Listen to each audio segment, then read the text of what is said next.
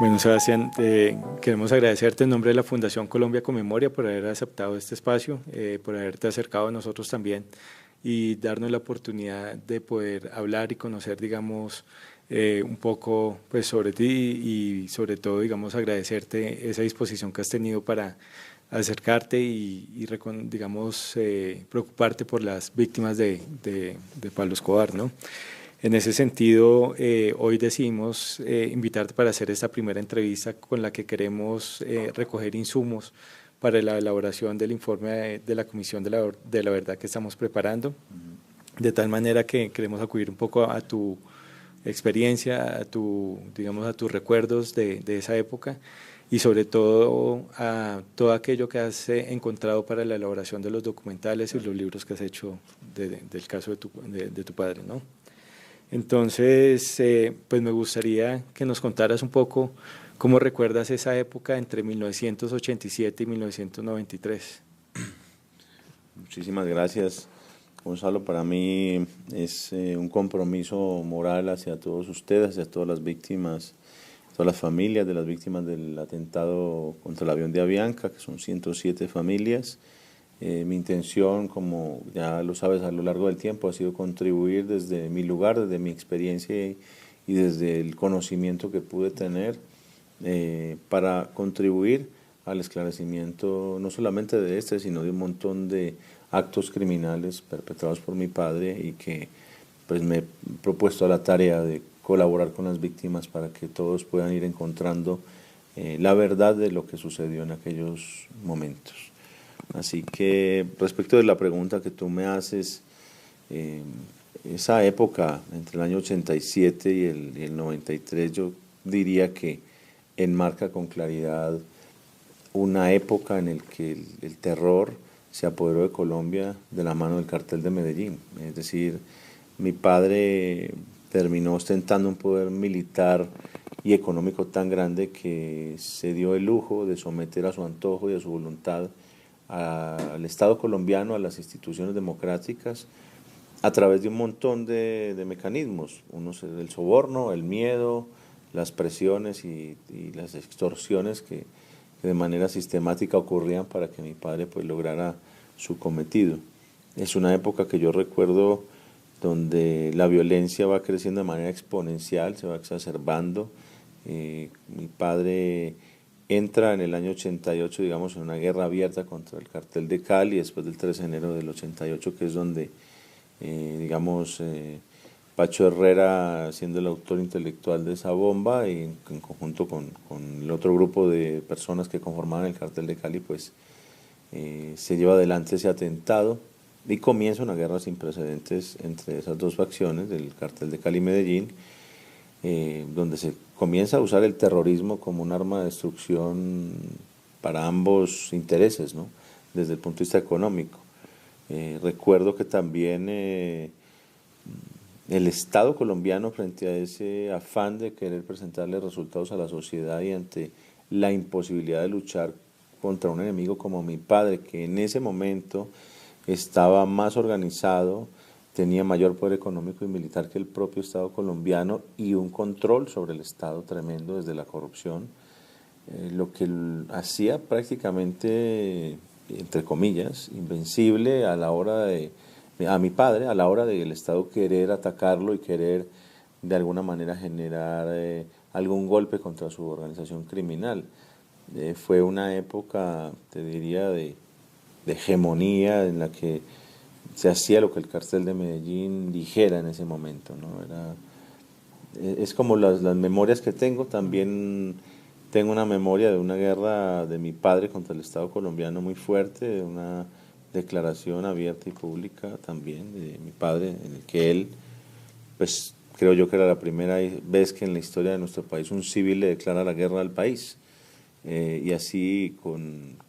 puño y letra lo hizo y con su firma y su huella así lo dejó asentado, con una serie de comunicados que mi padre fue dejando. Entonces siento que esa época fue de las peores épocas que tengo recuerdo en Colombia, la cantidad de candidatos a la presidencia que fueron asesinados, la cantidad de bombas que explotaron, periodistas secuestrados y asesinados, transeúntes, víctimas inocentes, de tantos lugares y de tantas ciudades, porque esto ni siquiera era una guerra que se llevaba en una ciudad, sino en muchas a la vez. El país estaba sumido en un caos absoluto. Y mi padre era el artífice principal, diría yo, de todo ese caos que vivimos en esa franja de tiempo que, digamos, que se frena temporalmente con su fallecimiento, el 2 de diciembre de 1993. Gracias. Mencionas, digamos, algo que es, digamos, cómo se inició esa guerra frontal contra el Estado, ¿no? Pero, digamos, no es, solamente era tu padre, sino era toda una organización y digamos que eso generó algún tipo de alianzas y entre otros sectores, ¿no? ¿Cómo definirías la relación que pudo existir entre el cartel, los hermanos Castaño, el paramilitarismo y algunos agentes del Estado, por ejemplo, como el DAS? Pues mira, respecto a tu pregunta, los orígenes del paramilitarismo tienen que ver con unas historias que yo he contado en mis libros, tienen que ver con una decisión, digamos, del movimiento 19 de abril de izquierda, digamos, de secuestrar a familiares de narcotraficantes para financiar su propia revolución. Enterados digamos, los jefes de los carteles del narcotráfico de esta decisión de este grupo subversivo,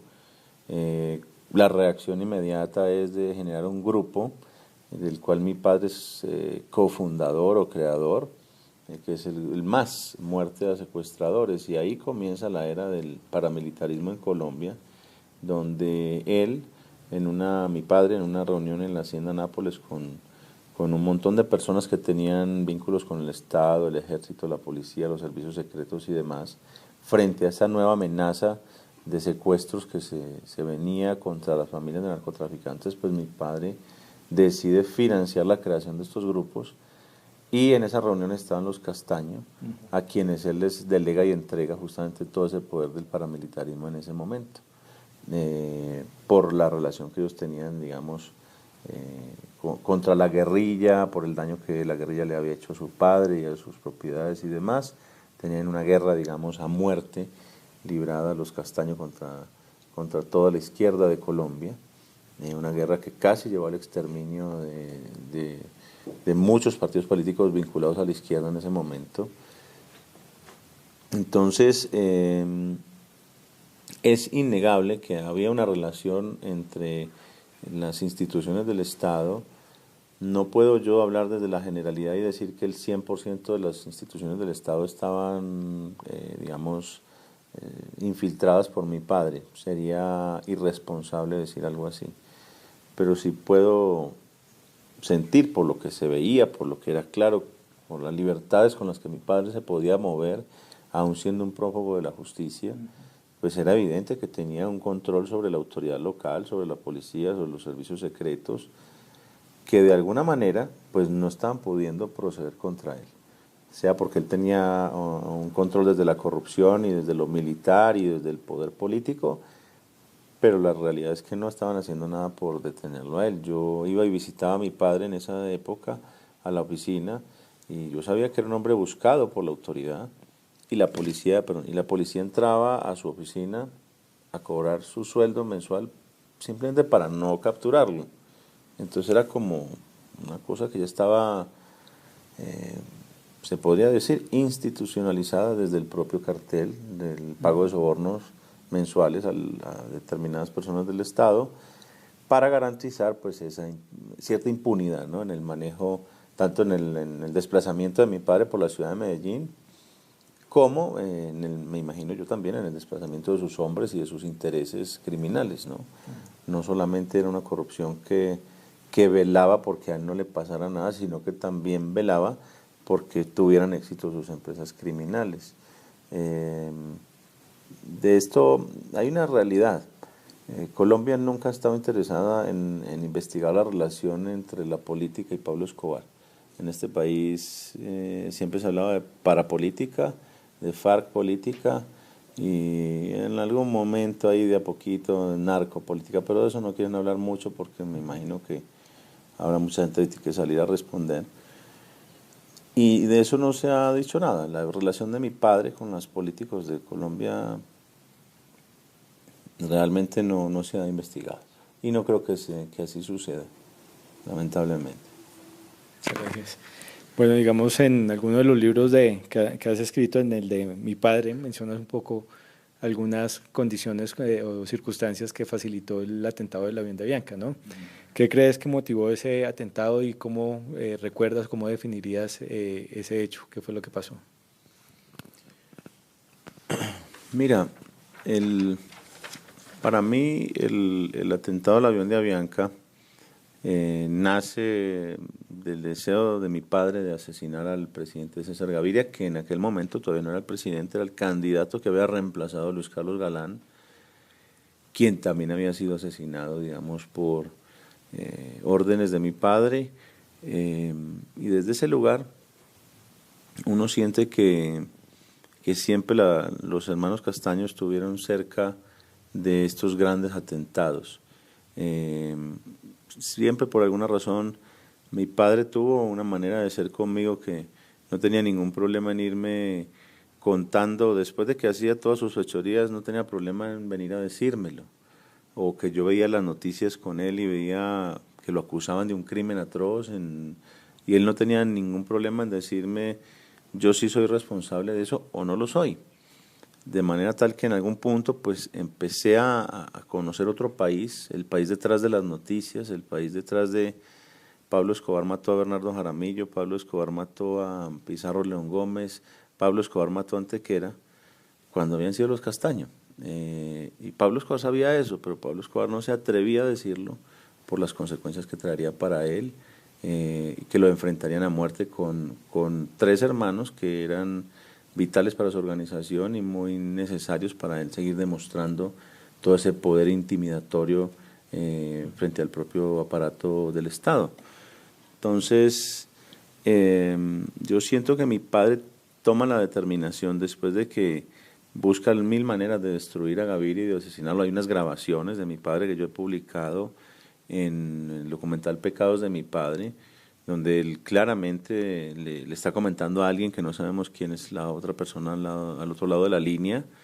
que él lo que siente es que tienen que crear, y esas son palabras textuales de él, un caos muy berraco, y que para que nos llamen a paz, decía mi papá. Es decir, que si había una intención, por lo menos en lo que respecta a mi padre, de generar un caos a partir de la violencia y el terrorismo en este país, paradójicamente para que le prestaran la debida atención y se sentaran a negociar con él. Era como que él intentó negociar muchas veces con el Estado su sometimiento, una entrega a la justicia, devolver laboratorios, entregar bienes para reparar víctimas, pero el Estado nunca tuvo un genuino interés en eso. Y esto ocurrió en Panamá después de la muerte del ministro de Justicia, Rodrigo Lara Bonilla, ordenada por mi padre también, donde mi padre había ofrecido pues el desmantelamiento de toda su organización para entrar en una suerte de proceso de negociación y de paz con el gobierno del entonces Betancourt, a ver si era posible pues encontrar una salida negociada a todo esto. Sin embargo, pues los Castaños siempre estuvieron muy cerca de mi padre, tuvieron una amistad basada en ese apoyo que les dio inicialmente para la creación de los grupos paramilitares. Obviamente, la función paramilitar hizo que intereses del Estado e intereses de los paramilitares coincidieran en un punto, como era la destrucción de todos los grupos de izquierda, los subversivos. Entonces, al tener objetivos militares en común, pues eso facilitó digamos, un acercamiento en las relaciones entre ambas facciones, digamos, desde el ejército, y una afinidad hacia los hermanos Castaño desde la autoridad, porque de alguna manera eran quienes siempre hacían el trabajo sucio del Estado, eran quienes siempre entraban de primeros a las casas o a los pueblos a hacer las masacres, a hacer esas tareas que ellos denominaban de limpieza, donde masacraban personas. Entonces, desde ese lugar hay una clara, a mi juicio, ¿no?, vinculación y colaboración, que es muy difícil establecer responsabilidades personales, pero sí era evidente que que mi padre tenía un control de muchos sectores del Estado, desde quien cobraba los impuestos hasta el juez sin rostro, o hasta el fiscal sin rostro, o el procurador, el que fuera. El Senado, pues es que no vamos muy lejos. Mi padre llegó a tener un poder tan grande sobre este país que leyes se hicieron a su medida, decretos salieron a su medida, la Constitución a base del miedo, de las bombas que puso, de los constituyentes que compró, de toda la corrupción que patrocinó, logró su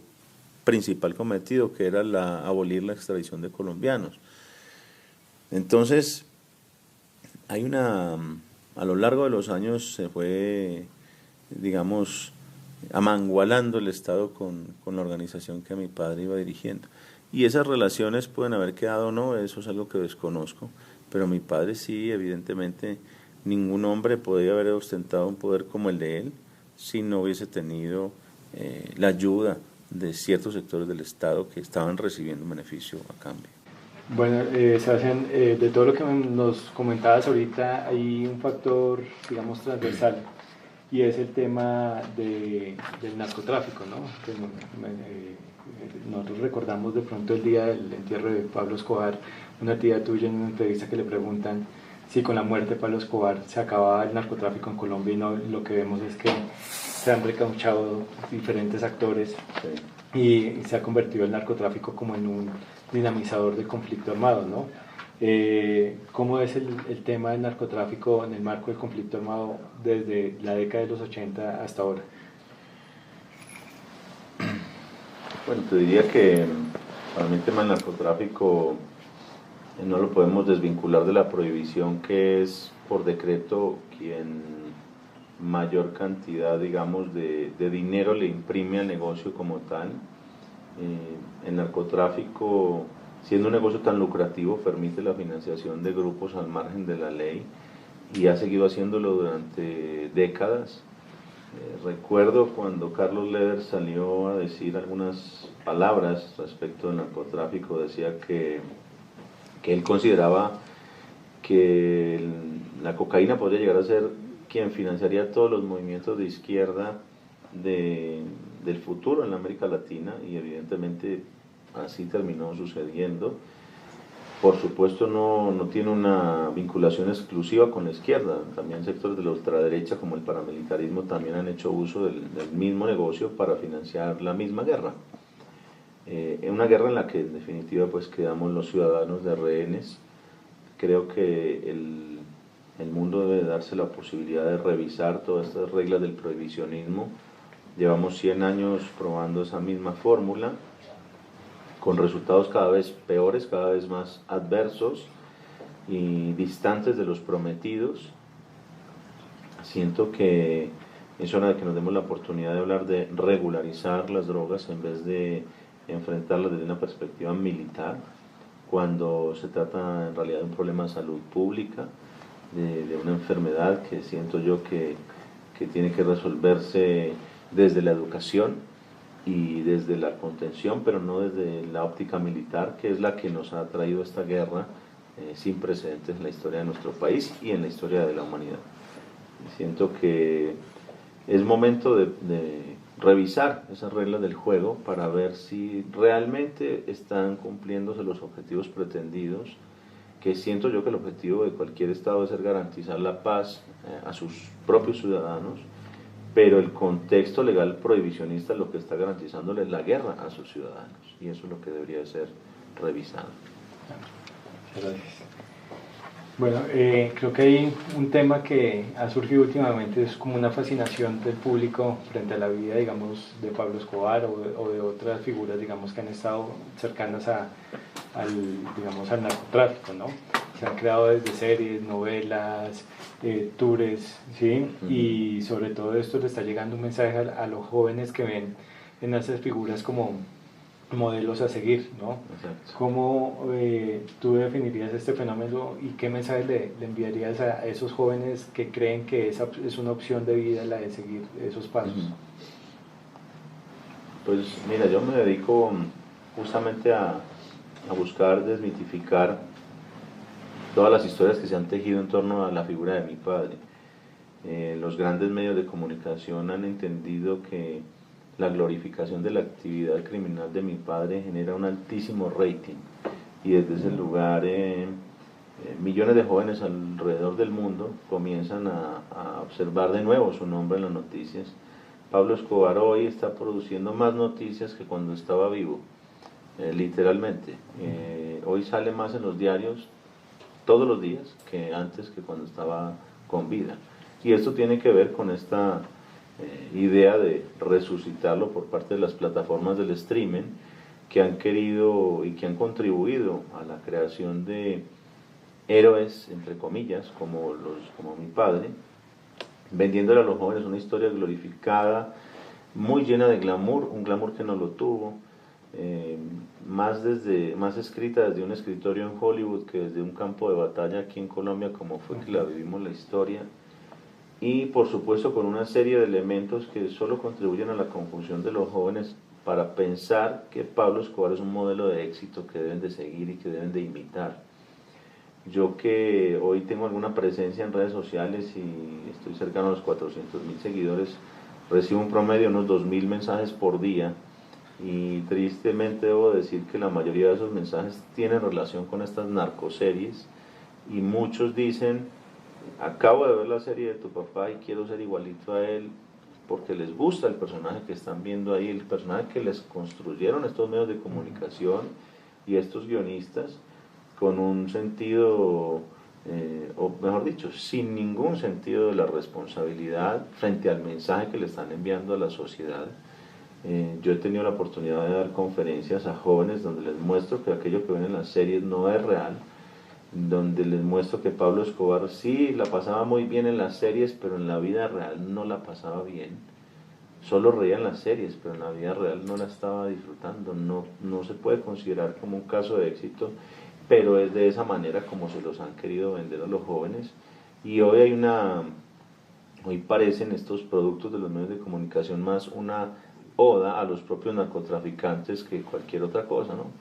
Entonces se genera unas nuevas generaciones que están deseosos de ser como Pablo Escobar. Hay un municipio en México que hizo una encuesta entre 18.000 estudiantes y les preguntó qué querían ser cuando salieran de estudiar, y son preocupantes por las cifras y las respuestas, porque el 70% de estos jóvenes de este municipio mexicano dijo que su sueño era ser sicario o narcotraficante. Ya abandonaron los jóvenes los sueños de ser buenos abogados, buenos médicos o deportistas o astronautas o lo que fuera, pero ya eso se perdió. Ahora los nuevos sueños de los jóvenes es ser el narco de moda, el narco del momento, y esas son las cosas que yo me he propuesto comunicar con responsabilidad, para que aprendamos lo que tenemos que aprender de esta historia, pero no para imitarla, es justamente para no repetirla. Pues muchísimas gracias, Sebastián, por este espacio y por contribuirnos, digamos, con tu experiencia y tu conocimiento sobre este tema, y pues esperamos que de verdad podamos mantener contacto y pues poder trabajar por un país en el cual estas historias no las volvamos a repetir nunca más. Así sea, y mi compromiso hacia ustedes y hacia mi país y hacia mi hijo es por el respeto, por la paz, por la reconciliación y por el perdón, que es posible. Perfecto, muchas gracias. Gracias.